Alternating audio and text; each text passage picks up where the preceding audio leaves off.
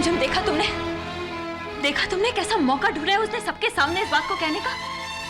उसकी हिम्मत कैसे हुई ये कहने की कि तुम दोबारा शादी कर लो? भाभी, कौन मानेगा उसकी बात? आप ही सोचिए, उसकी बात कोई मानेगा? बाबूजी मानेंगे, अविनाश, प्रतीक भैया। आपने देखा नहीं सबका रिएक्शन क्या था वहां? नहीं रिमझिम, फिर भी मुझे बहुत डर लग रहा है।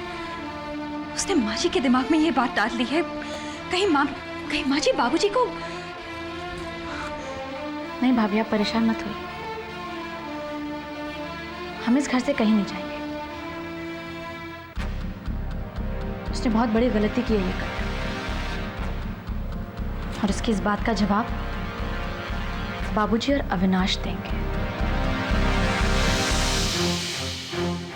तुम ऐसा सोच भी कैसे सकती हो मालिनी? पहली बात तो ये कि तुम्हें किसी की जिंदगी के पर्सनल मैटर में इंटरफेयर करने की जरूरत क्या है, और दूसरा ये कि तुम्हें हक क्या पहुंचता है?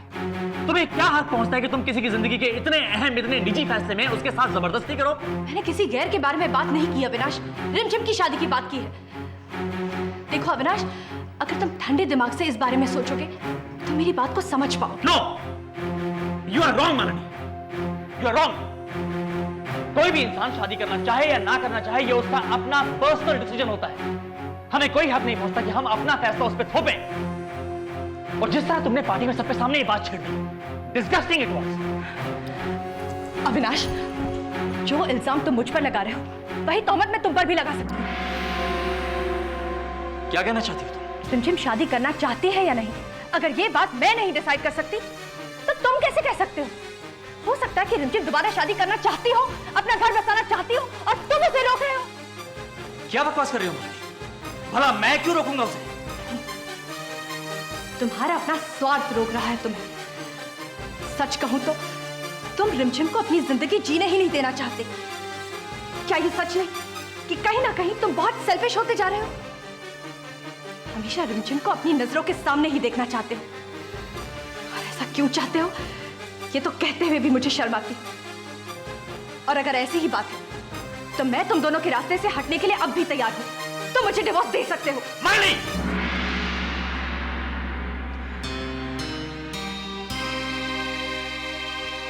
देखो अविनाश,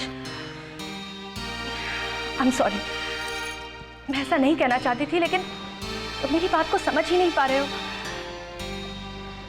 अविनाश, हर औरत ये चाहती है कि उसका अपना एक घर हो, उसका अपना एक संसार हो, और कहीं मुझे लगा कि रिमझिम तुम्हारी खुशियों के खातिर, माँ जी और बाबूजी के आदर के खातिर, इस परिवार के खातिर अपनी खुशियों का गला तो नहीं घोट रही।